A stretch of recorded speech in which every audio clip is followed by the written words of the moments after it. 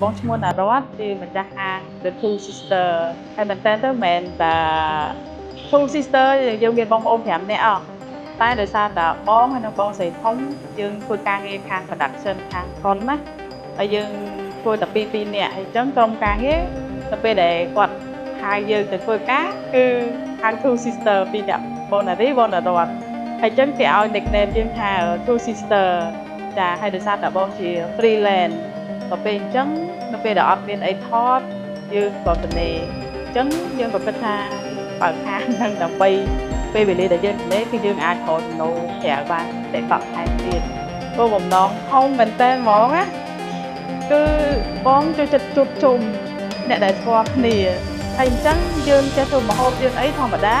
យើងជួយពួកគាត់ទៅញ៉ាំបាយមកអីលេងទៅអញ្ចឹងយើងគិតថាបើសិនជាហៅគេមកពេកក៏វាមិនកើតដែរត្រូវអត់អញ្ចឹងយើងគិតថាអូខេបើកហាងទៅយើងទាំងអស់គ្នាបើយើងនឹកអ្នកណាឬក៏អ្នកណាគេនឹកយើងអាចទៅញ៉ាំបាយនៅនឹងទាំងអស់គ្នាបានហើយហាងបងបើកមុនកូវីដទៀតបើកមុនកូវីដម្ដងហើយបន្ទាប់ពីក្រោយកូវីដមកយើងក៏បិទស្នាក់ដោយសារតែបងរវល់ថតដែរពេលនោះណាដល់ពេលឥឡូវយើងអត់ទៅមានអីថតក៏យើងបើកឡើងវិញទៀតទៅប៉ុន្តែយើងនៅតែរក្សាឈ្មោះ The Two Sister នឹងដដែលលក្ខណៈពិសេសរបស់ហាងគឺអានេះបើថានិយាយជាភាសាសាមញ្ញនិយាយត្រង់ហ្មងណា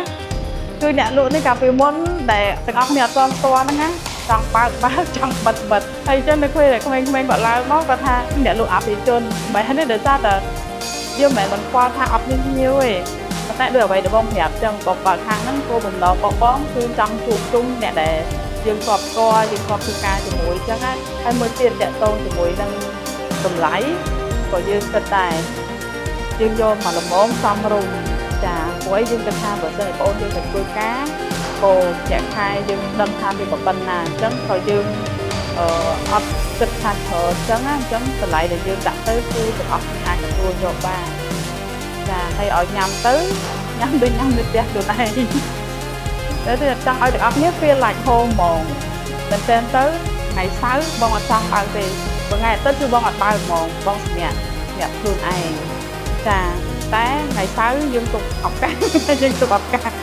អ្នកដែលគាត់ចង់ស្គាល់ចង់ដឹងថាបងជាអ្នកណាគេអញ្ចឹងបងបើកថ្ងៃសៅរ៍អ្នកដែលអត់ធ្វើការថ្ងៃសៅរ៍អញ្ចឹងណាតែ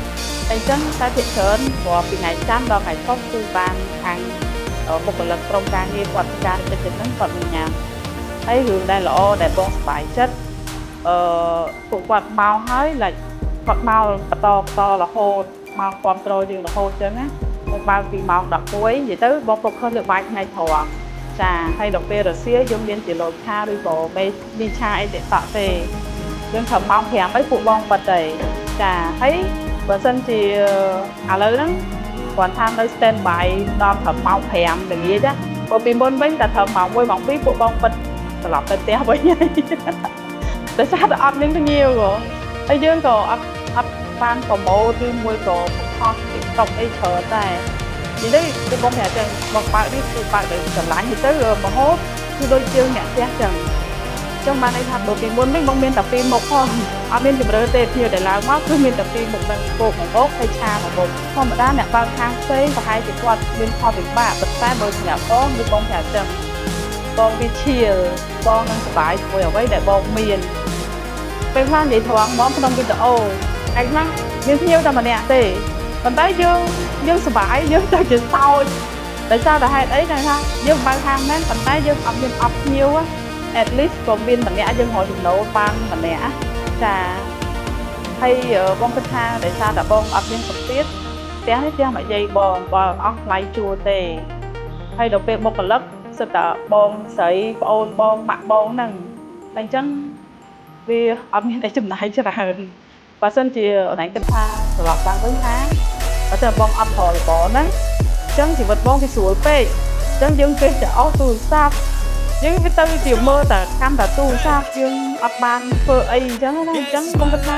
អូខេឥឡូវយើងបើកហាងទៅអញ្ចឹងបាច់បន្តិចក៏យើងដឹងថាអូយើងបើកផ្នែកឡើងយើងមានអីដែលត្រូវធ្វើក្រៅពីកុនបើសម្រាប់បងអ្វីដែលបងចាប់ផ្ដើមនេះគឺអ្វីដែលបងឆ្លាញ់ហើយបងអត់ទាន់យកខ្លួនឯងទៅប្រៀបធៀបមួយគេហើយក៏បងអត់បោះទុនច្រើនដែរវិញហាងបងអញ្ចឹងពីមុនបងអត់មានអាខ្លាក់គូខាងមុខហ្នឹងទេណា họ miên nên miên là nơi hàng một cái cam chả đá ơi chả hay cả món cam chả đá nó học miên tiền để tới là cả đá tha nhưng hàng bao móc qua tam nhiều tay được sao tờ phục qua thẳng bao đặt tư trong mình trắng ở thì là mà sủa lỗ chân hai bạn bông đặt hay là ngờ là khẳng bông lên đài chân tầm lọc tiêu với vợ trên kia ôn tập hồ tí mình tha tụi bay viên con như viên mật tố tập ra cô ấy để tuôn anh lại chân được về là dương ban tệ tọa nó cổ bia sờ bãi chất á hay cùng tam về cô má khơi cái lụa cà phê đã dương thẩm từ phơ tô cô ấy mình bật cà phá dương bạch với kê tê chân dương tháp lôi năng phơ tô cô ấy năng tiền